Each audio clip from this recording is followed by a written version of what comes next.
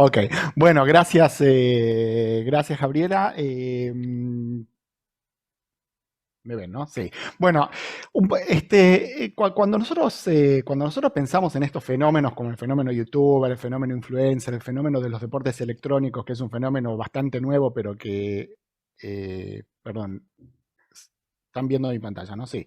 Que es un fenómeno relativamente, que es un fenómeno que uno tendería a pensar que es una cosa nueva, conviene de repente hacer un poco de historia, revisar un poco la historia, subirnos por un minuto a la máquina del tiempo, viajar al pasado, a 1972, a la Universidad de Stanford, y vamos a encontrar que en alguno de los sótanos de la Universidad de Stanford se juntaban por primera vez 25 personas a jugar el primer torneo de deportes electrónicos que se jugó en ese momento sobre una mainframe, una computadora que costaba un par de millones de dólares y repartía un premio que a valores de hoy cuesta más o menos, serían unos 35 dólares. Volvemos a la máquina del tiempo, saltamos 8 años para adelante, Atari 1980 organiza un torneo de Space Invaders, ese videojuego que muchos de nosotros seguramente jugamos. Y ya para 1980 la cantidad de participantes que convocó Atari estaba en el orden de los 10.000. Volvemos a la máquina del tiempo, saltamos nuevamente al futuro o al presente y vamos a 2018, agarramos 2018 para que sea un poquito antes de la pandemia y no esté deformado, y vemos el Campeonato Mundial de League of Legends, que es uno de los videojuegos más populares, o por lo menos uno de los deportes electrónicos más populares que hay,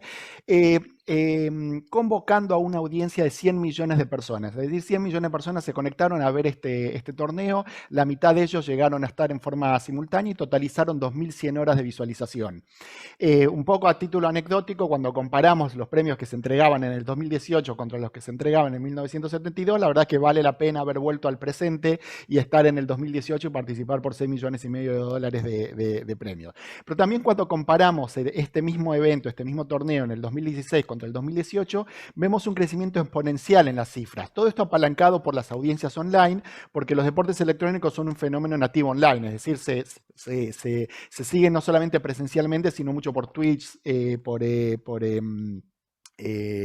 Twitch y YouTube sobre todo. Y cuando hablamos de audiencias y cuando pensamos en esta cantidad de personas y lo comparamos contra los otros deportes, nosotros vemos que hoy los deportes electrónicos convocan a una audiencia o tienen una cantidad de fans que es similar a la cantidad de fans del básquetbol y superan al rugby, superan al golf y al crecimiento que están teniendo, que es superior al 10% anual, en más o menos 6-7 años vamos a tener la misma cantidad de fans de los deportes electrónicos que hoy tenemos de otro deporte muy, muy tradicional como es el tenis. Y cuando nosotros vemos estas audiencias, empezamos a prestar atención porque donde hay audiencias hay inversión publicitaria y donde hay inversión publicitaria hay interés por parte de las marcas. Ahora dejemos por un lado los números y hablemos de personas, pongámosles cara a los deportes electrónicos. Esta es una cara que muchos de ustedes se recordarán haberla visto hace un par de años en las noticias. Tiago, un adolescente que en ese momento, en el 2019, tenía 13 años y ganó casi $1.000.000 jugando a Fortnite, a ese mismo videojuego que todos los adultos criticaban por ser un videojuego agresivo y todas esas cosas que se decían en ese momento, ¿no? Y entonces cuando un adolescente ve que otro adolescente puede sentarse y jugando videojuegos ganar casi $1.000.000, empieza a tomarse a los deportes electrónicos como una cosa en serio. De hecho, cuando los adultos vemos que un adolescente puede ganar $1.000.000 jugando videojuegos, también empezamos a tomarnos a los videojuegos como una cosa en serio, ¿no? Cuando estas cosas pasan, empezamos a entender el potencial que tienen los videojuegos o los deportes electrónicos como una posible salida laboral, en algo que en Argentina se convierte rápidamente en ese sueño argento de ser el próximo Tevez, el próximo Maradona o el próximo Messi. Pero es un sueño bastante más bajado a la realidad. Nosotros hicimos una encuesta y encontramos que 8 de cada 10 fans de los deportes electrónicos consideran que se puede vivir de esto, en un vivir de esto que es bastante más modesto que el vivir de esto que el $1.000.000 de Tiago, y el vivir de esto significa ser empleado de un equipo, recibir un sueldo todos los meses, un sueldo que a valores de hoy estaría en el orden de los 40 o 60 mil pesos, más o menos 50.000. Y acá es donde se nos empieza a conectar con otro fenómeno que tenía que ver con sentarte delante de una pantalla, hacer algo divertido, algo lo que eras bueno y vivir de esto, que fue el fenómeno youtuber. Y ahí desempolvamos una investigación que hicimos en el 2016, cuando el fenómeno youtuber recién empezaba, y en una entrevista que le hicimos en ese momento a Lina, que era una de las youtubers más populares de ese momento, una de las youtubers argentinas más populares de ese momento, tenía más o menos 70.000 seguidores. Ella nos contaba que justamente ahí empezó muy de casualidad, porque un día su novio le dijo, vos hablás mucho, ¿por qué no hablas delante de una pantalla? Capaz que nos va bien en esto. Hoy Lina tiene 100 veces más seguidores de los que tenía en ese momento, en el momento de la entrevista. Hoy tiene más o menos 8 millones de seguidores, 9 millones de seguidores si sumamos los 3 canales. Lo interesante es que la mayor parte de los seguidores los tiene en el canal de Gameplays, que es un canal donde Lina, que no es una deportista electrónica, sino una influencer que le gusta jugar videojuegos, se sienta y juega videojuegos delante de la pantalla para que otros seguidores la vean, y ahí es donde tiene la mayor parte de sus suscriptores. Entonces uno dice, sentarse delante de una pantalla, hacer algo que te gusta, ganar dinero, son fenómenos parecidos, pero estos fenómenos de repente cuando los vemos más en profundidad terminan siendo bastante disímiles. Porque volviendo al 2016, cuando empieza a explotar el tema de los youtubers y de los influencers, justamente YouTube decide que quería formalizar esta industria, que quería poner orden creando estructuras que se llamaban las multi-channel networks, que iban a ser especies de representantes de los youtubers que iban a mediar entre YouTube y los youtubers. La verdad que a YouTube le fue bastante mal con este tema de las multi-channel networks, a las multi-channel networks les fue bastante mal, porque la respuesta de los youtubers era que lo último que querían era un intermediario. Y no se trataba solamente de una cuestión económica, de no tener un intermediario que se quedase con una parte de sus ganancias, sino que tenía que ver con una cuestión cultural. Para el influencer, para el youtuber de ese momento, que después devino un influencer, porque esto fue pre-Instagram, que explotó Instagram, estábamos hablando de ese momento, para el youtuber, para el influencer, no alcanzaba solamente con monetizar el carisma y vivir de esto, sino que había que hacerlo con independencia. Querían ser ellos sus propios jefes, querían ser ellos dueños de su propia estructura, y la verdad que hasta el día de hoy lo siguen siendo. La mayoría de los youtubers son relativamente llaneros solitarios, que se las arreglan solos, guionando sus propios guiones, filmándolos, editándolos, postproduciéndolos, y sobre todo no tienen representantes, es decir, a la hora de contratarlos para una acción marcaria hay que negociar en forma prácticamente directa con ellos, no están casados con ninguna estructura. Y esto los distancia, los pone en el polo opuesto a los deportistas electrónicos, donde en los deportes electrónicos pertenecer es una cuestión cultural.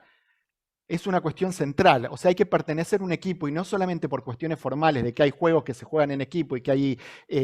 ligas que están solamente abiertas a equipos federados, sino que hay una cuestión cultural. Los jugadores pertenecen a equipos y los equipos son empresas privadas que pertenecen a dueños. Empresas privadas que tienen un alto nivel de especialización. Tenemos distintos roles, tenemos a los jugadores, que son los que son buenos jugando, tenemos a los creadores de contenidos, que son como Lina, que no son buenos jugando, pero son buenos creando contenidos divertidos que le dan más popularidad al equipo. Tenemos todo un staff de coach, entrenadores, psicólogos y demás, y sobre todo tenemos una estructura jerárquica muy empresarial, llena de CEOs, CFOs, CMOs y todas las Cs que se les puedan ocurrir. Y esto ocurre no solamente con los grandes equipos, grandes entre comillas, si hablamos de la escena local, pues son grandes, pero son relativamente pequeños, como, no sé, Malvinas o 9Z, sino que ocurre con cada pequeño equipo, es decir, cuando 5 o 10 adolescentes se juntan a armar un equipo de deportes electrónicos, antes de definir quién va a ser el capitán deportivo del equipo, definen quién va a ser el CEO. Porque en los deportes electrónicos lo que estamos viendo es que el juego real no es el videojuego, sino que el juego real es jugar a ser empresa. Y jugar a ser empresa expresa ciertos valores que apoyan esta idea de que los influencers y los deportes electrónicos son dos fenómenos bastante distintos, casi diametralmente distintos, ¿no? Nosotros tenemos los influencers, que fíjense que seguimos hablando de los influencers, un sustantivo en plural, versus el ecosistema o la escena de los deportes electrónicos, un sustantivo colectivo, y una escena que se caracteriza ya no por esta idea de monetizar un carisma innato, sino por una idea de desarrollar una carrera profesional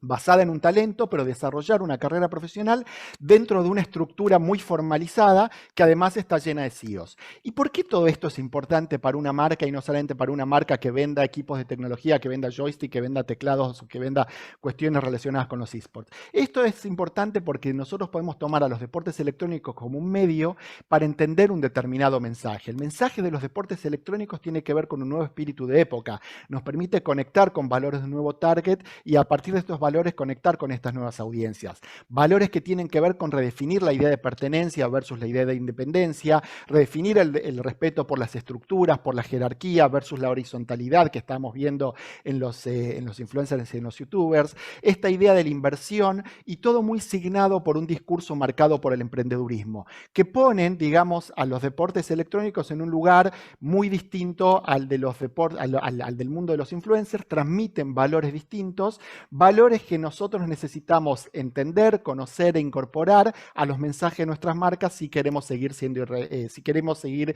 que nuestras marcas sean relevantes para este nuevo target. Esto solo a modo de resumen fue una investigación que desarrollamos en entre el 2019 y el 2020, casi 21,